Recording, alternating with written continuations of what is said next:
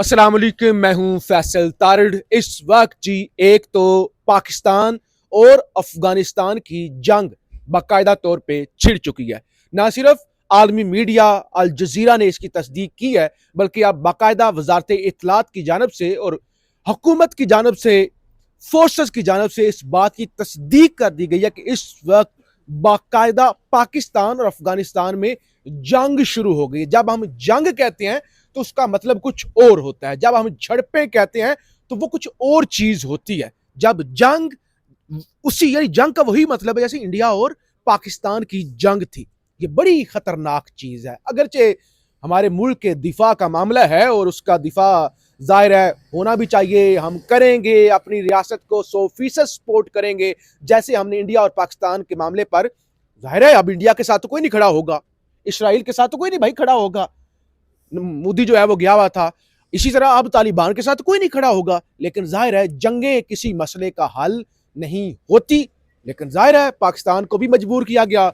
इस्लामाबाद तक धमाके हो गए, बखर बाजोड़ हर जगह पे धमाके हो रहे हैं। फिर पाकिस्तान ने भी स्ट्राइक की अफगानिस्तान के अंदर। अब पाकिस्तान के पास तो दिफा हो सकता है कि हमने इसलिए दिफा स्ट्राइक की कि हमारे ऊपर अफगानिस्तान से कार्रवाइयां हो रही थी। अब अफगान तालिबान पर भी प्रेशर होगा कि पाकिस्तान हमें घुसकर मार रहा है, तो आप क्या कर रहे हैं। तो बहरहाल खतरनाक सूरत हाल है, बहुत खतरनाक सूरत हाल है। दूसरी जंग जो किसी वक्त भी शुरू हो सकती है वो है ईरान और अमेरिका की। हालांकि मुज़ाकरात पिछले कई दिनों से चल रहे थे, लेकिन अभी जो आखिरी शर्त सामने आई है ना अमेरिका की, अमेरिका कहता है कि जो 400 किलोग्राम आपने यूरेनियम की अफजूदगी कर ली हुई है वो हमारे हवाले कर दें। फिर जो नतन्स और बाकी जो आपकी वो 3 बड़ी साइट्स हैं यूरेनियम अफजूदा करने वाली, उनको मस्मार कर दें, तबाह बर्बाद कर दें, सिर्फ तेहरान वाली एक रखें। अब पहले तो अमेरिका कहता था B-2 बॉम्बर तैयारे भेज के हमने सब कुछ तबाह कर दिया है। अब अमेरिका कहते हैं हम अब इस हिसाब से पीछे हटें, ईरान इससे पीछे हटेगा नहीं। तो अब किसी वक्त भी, क्योंकि अमेरिका के बहरी बेड़े भी आ चुके हैं, जंगी जहाज भी आ चुके हैं, ये जंग किसी वक्त भी लग सकती है। और ईरान अमेरिका जंग का मतलब सिर्फ उन दोनों मुल्कों की जंग नहीं है, बल्कि इसमें पाकिस्तान भी पिसेगा। और इससे पहले कि वो जंग लगती, हमारी अपनी जंग लग चुकी है। इन तमाम तर चीजों पर बात करनी है। सहाफी ज़ीशान नूर मेरे साथ है। जब ये सारे मामला चल रहे हैं पाकिस्तान को पूरा, या हमें भी सहाफियों को इन चीजों पर फोकस करना चाहिए।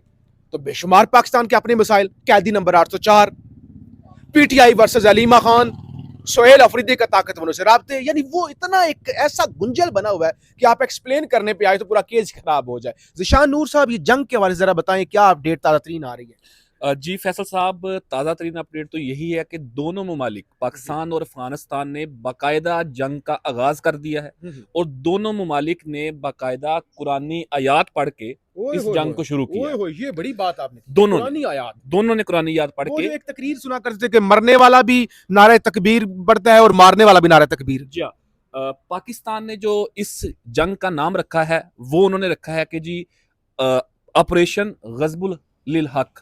जैसे बुनियानुल मरसूस था इंडिया के खिलाफ, तो इसका जो उन्होंने नाम रखा है वो ये रखा है। जो इतलात आई हैं अब तक, जब हम बात कर रहे हैं, अफगानिस्तान की तरफ से पहल की गई है। अच्छा। और अफगानिस्तान ने पाकिस्तान के कुछ इलाके जिसमें चतराल है, खैबर है, मोहम्मद एजेंसी है, कुरम एजेंसी है और बाजोड़ है, इन सेक्टर्स के ऊपर उन्होंने बिला इश्तियाल फायरिंग की है।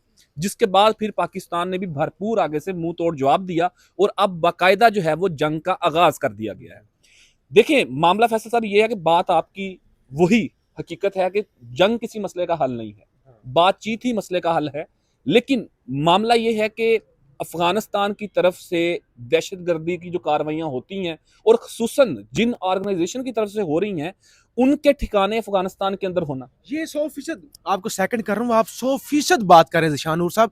लेकिन मैंने, क्योंकि मैंने इंटरनेशनल पॉलिटिक्स को पढ़ा है, मैंने कवर किया है, जब मैं ये सोचता हूं तालिबान हमारे खिलाफ जंग लड़ रहे हैं, भाई अफगानिस्तान नहीं, तालिबान, तो फिर मैं हैरान हो जाता हूं। वो तालिबान जो हम क्रेडिट लिया करते थे कि हमने बनाए, हमने ट्रेन किए, हमने तालिबान के साथ मिलकर रिश्तो नाबूद किया रशिया को, सर मेरा सर पड़ता है तालिबान हमारे खिलाफ लड़ रहे हैं। अब मैं आप खिलाफ लड़ू ना, आपको अफसोस होना है कि मेरा दोस्त मेरे खिलाफ लड़ रहा है। जी, लेकिन मामला ये है फैसल साहब कि इन्हें हर जगह पे पाकिस्तान ने माजी के अंदर सपोर्ट किया, इनके सर पे, इनके कंधे पे हाथ रखा, थपकी दी, लेकिन अब ये गले पड़ने को आ गए हैं, इसमें कोई शक नहीं है। लेकिन जो लोग ये समझते हैं नाजरीन के बातचीत नहीं हो रही, सिर्फ लड़ाई या जंग हो रही है, उनकी इत्तला के लिए अर्ज है कि पिछले 4 साल के अंदर मुतअद्दिद दफा जो है बातचीत भी हुई है, निगोशिएशंस भी हुए हैं। पाकिस्तान की जो डेलीगेशन है वो वहां पे जाते रहे हैं। पाकिस्तान की जो टॉप प्रीमियर इंटेलिजेंस एजेंसी है उनके दोनों सरबराहान जो इनसे पहले थे वो भी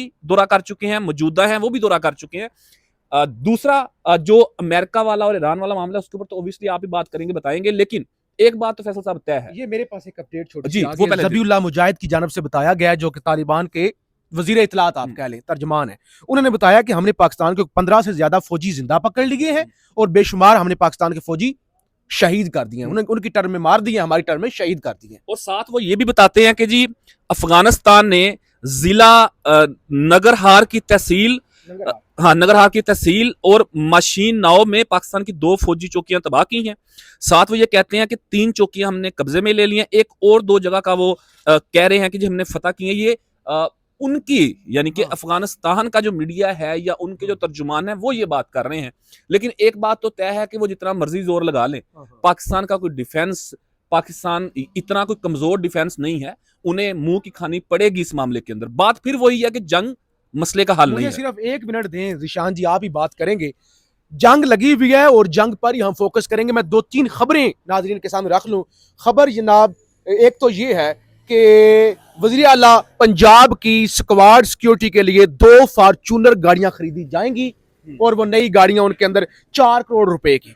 उसके बाद जनाब वुज़रा और ब्यूरोक्रेसी के लिए 114 करोड़ की नई गाड़ियां खरीदने का फैसला, इससे पहले जहाज खरीदा जा चुका है। और इसके अलावा जो पंजाब के अंदर जो है वो जो सूरत हाल है वो इंतहाई बुरी है। पंजाब के सरकारी मुलाजमीन सड़कों पर है, मीडिया रिपोर्ट नहीं कर रहा। मैं ये रजिस्टर कराना चाह रहा हूं कि पाकिस्तान जब जंग के दहाने पर है तो मरियम नवाज मलका आलिया अय्याशियां कर रही है। छोड़ दे मलका आलिया क्या कर रही है। पीटीआई का जरा मुख्य सर बताएं। एक तो सुहेल अफरीदी का वो बयान आया ना, वो बैरिस्टर गौर साहब का, सुहेल अफरीदी कॉन्फ्रेंस कॉल पर थे, मोहसिन नकवी के साथ राब्ते में थे और ये बड़ी डेवलपमेंट है कि सुहेल अफरीदी भी इन ताकतवर राब्तों में बाकायदा जो है वो स्टेक होल्डर थे। और इस वक्त पीटीआई के अंदर कोई अलीमा खान के खिलाफ बयान दे रहा है, अलीमा खान किसी के खिलाफ दे रही है, ये भी एक अलमिया है। इस पर भी बात करें। फैसल एक लाइन पहले मैं ऐड कर दूं, ये जो आपने कहा ना कि पंजाब के चीफ मिनिस्टर की या कैबिनेट की जो अयाशियां चल रही हैं ब्यूरोक्रेसी के लिए, ये गाड़ियों वाला मामला, आप बात कर चुके हैं कि सरकारी मुलाजमीन सड़कों के ऊपर हैं। इतना संगीन उनका मामला है कि मीडिया को सख्ती से मना किया गया कि आपने उनको कवरेज नहीं देनी। डिजिटल मीडिया सारा दिन अडयाला सुप्रीम कोर्ट से बाहर नहीं निकल पाता, उनकी तरफ कवरेज नहीं जा रही। मुख्तसर ये है कि उनकी जो रिटायरमेंट और पेंशन के मामला थे वो इतने इन्होंने कट लगा दिया उसके ऊपर कि फॉर एग्जांपल किसी की अगर 100 रुपए पेंशन बनती थी अब उसको 40 रुपए दे रहे हैं। सारे सरकारी मुलाजमीन जो है वो सड़कों के ऊपर है। एक संगीन मामला है, इसके ऊपर बात नहीं हो रही। दूसरी एक आखिरी लाइन के अमेरिका कहता तो है कि जी आप ये इसको ईरान को महदूद कर दे, मामला फलां कर दे, फलां कर दे। मामला ये है कि ये जो सिविलाइज सोसाइटी की बातें करता है अमेरिका, अमन की बात करता है कि जी मैंने जंगें रुकवा दी। तारड़ साहब वो जो वो हीरा कौन सा वो था, हिरोशिमा नागासाकी के अंदर जो सारे मामलात हुए, फिर इराक के अंदर 20 लाख लोग मारे गए, वो फैसल तारड़ ने नहीं मारे थे, वो इसी अमेरिका के मामला थे ना। अफगानिस्तान के 80,000 मारा गया, वो फैसल तारड़ ने या मैंने नहीं मारे थे, वो यही अमेरिका ही था ना। दुनिया पर बम चलाने वाले, दुनिया में वाहिद बम चलाने वाले, एटम बम, वो बताते हैं कि भाई ये अच्छी चीज नहीं है, हमारे पास होना चाहिए, आपके पास नहीं होना चाहिए। मैं वही तो कर रहा हूँ कि ये जो हर मुल्क के अंदर ये तबाही हुई है लोगों की, ये को आपने मारे हैं यार, इसी अमेरिका नहीं मारे हैं ना। खैर ये तो एक पोर्शन हो गया जंग का और ये सारे खित्ते के मामलात का। जो डोमेस्टिक मामला है, जो जिससे निकल ही नहीं पा रहा पाकिस्तान का आम आदमी, पाकिस्तान का मीडिया, आप और मैं डेली इसके ऊपर बात कर लेते हैं। मामला नाज़रीन ये है कि खान साहब की सेहत और उनकी सियासत 2 मुख्तलिफ चीजें हैं। उनकी सेहत को लेके जो सबसे बड़ा स्टेक होल्डर है वो अलीमा खान है। उनको बिल्कुल अहमियत देनी भी चाहिए, ऑन बोर्ड रखा जाना भी चाहिए, और किसी भी हरकत के अंदर, किसी भी इकदाम के अंदर उनको ऑन बोर्ड रखा जाना चाहिए। ये हम करने जा रहे हैं, ये हो रहा है। दूसरा पहलू है सियासत का, यानी कि खान के लिए पॉलिटिकल स्पेस कैसे बनवानी है, खान को रिहा कैसे करवाना है, वापस इस सारे सेटअप के अंदर कैसे लेके आना है, ये काम है पॉलिटिकल लोगों का, जिनके ऊपर खान ने इत्मीनाद किया। 2 स्टेक होल्डर अपोजिशन लीडर आन, अल्लामा राजा नासिर अब्बास, महमूद खान चकजई, तीसरा बड़ा stake holder CM KP Sohail Afridi और बैरिस्टर गोहर, और ये जो 5 6 8 लोग हैं ये स्टेक होल्डर हैं। इनके फैसलों के अंदर, इनकी स्ट्रेटजी के अंदर, इनकी निगोसिएशंस के अंदर मेरा ख्याल है कि जब तक अलीमा खान साहबा का चेक रहेगा, जब तक उनका इंटरवीन वो करती रहेंगी, मामला ठीक नहीं हो सकते। ऊपर मसला ये है ना, हमारे जैसे लोग, हम जैसे लोग ना, हम तो चलो सहाफी है, बाकी उनका जो सोशल मीडिया फलाना गद्दार फलाना गद्दार फलाना गद्दार, और कुछ उसमें वाकई मशकूक भी हैं लोग, लेकिन हर कोई गद्दार, हर कोई 2 नंबर, ये कह के वो पूरा माहौल इन्होंने तबाह कर दिया। अब आप देखें, मैं कई दफा ये एग्जांपल देता होता हूं मुख्तलिफ जगह के ऊपर, आप ईमानदारी से फैसला साहब बताएं, जो रवैया पाकिस्तान तहरीक इंसाफ के साथ मुंसलिक सोशल मीडिया ने और खुसूसन ओवरसीज जो हैं, जो उन्होंने अपना रखा है पीटीआई की क्यादत के लिए, ये किसी तौर पे भी किसी को भी काबिल कबूल नहीं होता। हर बंदा इज्जतदार है, नोटेबल है, उसको अपनी इज्जत भी प्यारी है। कोई पीटीआई की क्यादत को इतना एस्टेब्लिशमेंट ने या इस निजाम ने कैद नहीं किया हुआ जितना इस सोशल मीडिया ने और ओवरसीज ने उन्हें जकड़ के रखा हुआ है। आप मुझे एक आखिरी बात बताएं कि अगर अब हम जब बात कर रहे हैं, नाज़रीन सुन रहे हैं, अगर कल के दिन में या परसों के दिन में शाह महमूद कुरैशी की मेरिट के ऊपर जमानत हो जाती है, तो ये कहेंगे कि क्योंकि डील कर गया, क्योंकि झूठे केस है ना उनके ऊपर, सारे बोगस केस हैं, अगर उनकी कल या परसों में जमानत हो जाती है, मुझे बताएं कि उस बंदे के ऊपर लेबल नहीं लगेगा कि यार माइनस खान करके आ गया या गद्दारी करके आ गया, एस्टेब्लिशमेंट के साथ मिल गया। क्या शाह महमूद कुरैशी को, मैं एग्जांपल ही दे रहा हूं ना, क्या उसको ये साबित करने के लिए कि मैं इमरान खान का मुखलिस हूं, मैं माइनस इमरान नहीं कर रहा, मैं अपने मेरिट पे केस जीत के आया हूं 2 साल जेल में रहने के बाद, क्या उनको ये साबित करने के लिए पूरी उम्र जेल के अंदर गुजारनी पड़ेगी? उसकी लाश आएगी तो ये लोग मानेंगे कि हाँ वो मुखलिस था।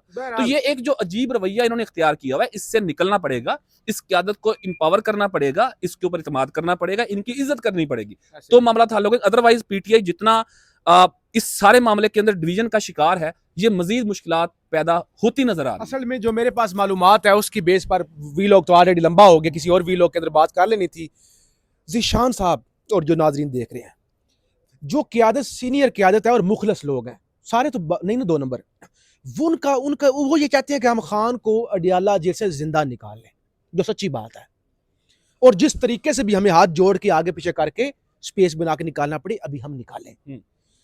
खान की जो फैमिली है, फैमिली से मुराद बहनें, उनका शायद ये है कि हम कोई स्टेक होल्डर हमें भी होना चाहिए, ये है वो है, लेकिन अब या तो वो जो हाल है ना, आइडियल सिचुएशन वो है इनकलाब आ जाए, पूरा 24 करोड़ सड़कों पे निकल आए।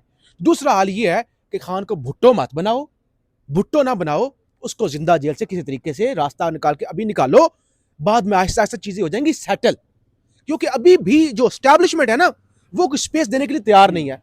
वो सीधी बात जो मेरे पास अभी खबर भी है, वो कहते हैं माइनस इमरान खान, हाँ माइनस इमरान खान करो, आ जाओ।